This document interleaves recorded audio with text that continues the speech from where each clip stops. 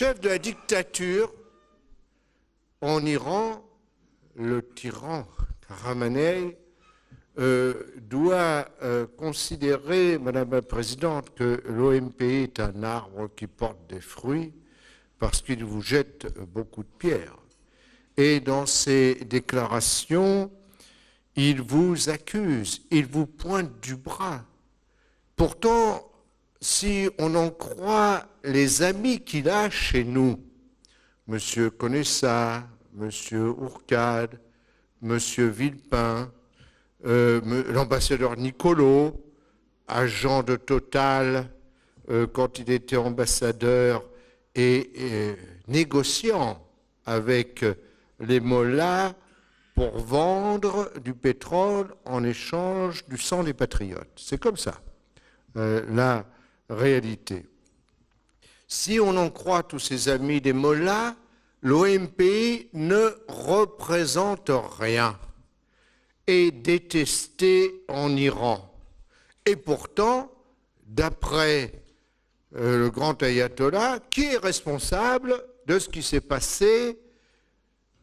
C'est vous, ce sont les militants de l'OMPI. La raison, c'est parce que les gens ont faim, n'ont plus de travail, et ils ont mis un nom sur leur malheur.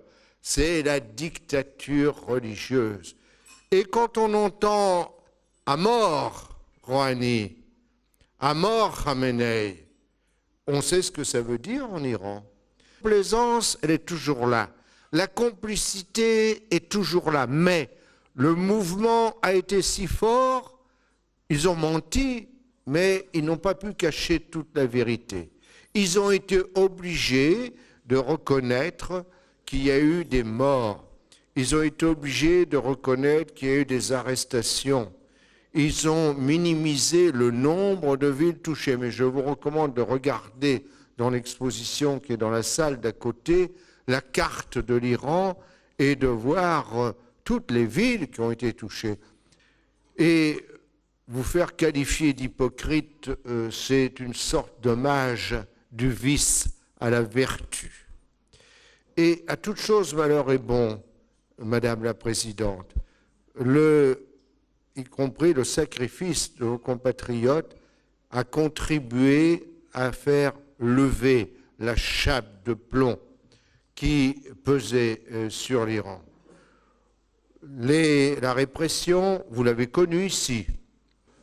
Et je fais la connexion, tout à l'heure, tu parlais du 21 janvier 1961, mais il y a un autre 21 janvier très très important qui, dans le contexte de l'époque, a marqué une étape considérable, c'est l'exécution de Louis XVI.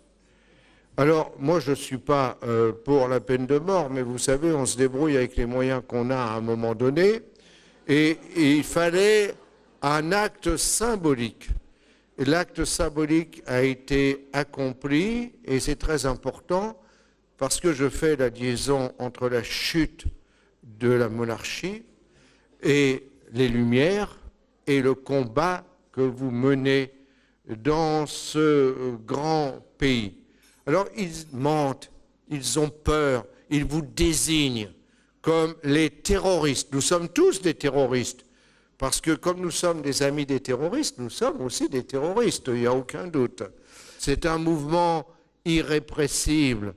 On n'arrête pas la révolution pour la liberté avec des incantations, avec des mensonges.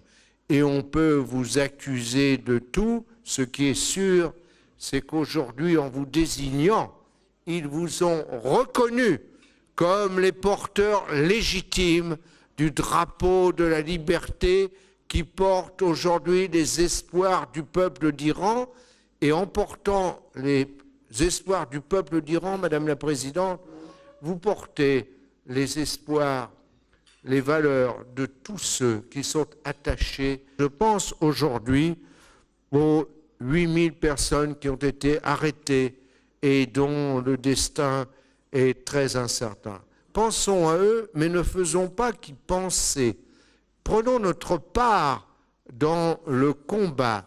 Et prendre notre part dans le combat, c'est faire percer la vérité, la faire partager, convaincre nos concitoyens qu'on ne leur dit pas tout, qu'on leur cache une partie importante de la vérité, qu'il n'y a pas des modérés, il n'y a que des assassins regroupés qui ont commis le crime de 1988 dans les prisons, qui sont toujours en fonction pour la plupart d'entre eux et qui continuent. On ne l'arrête pas. Et je reviens à Jaurès, le courage, c'est de chercher la vérité et c'est de la dire.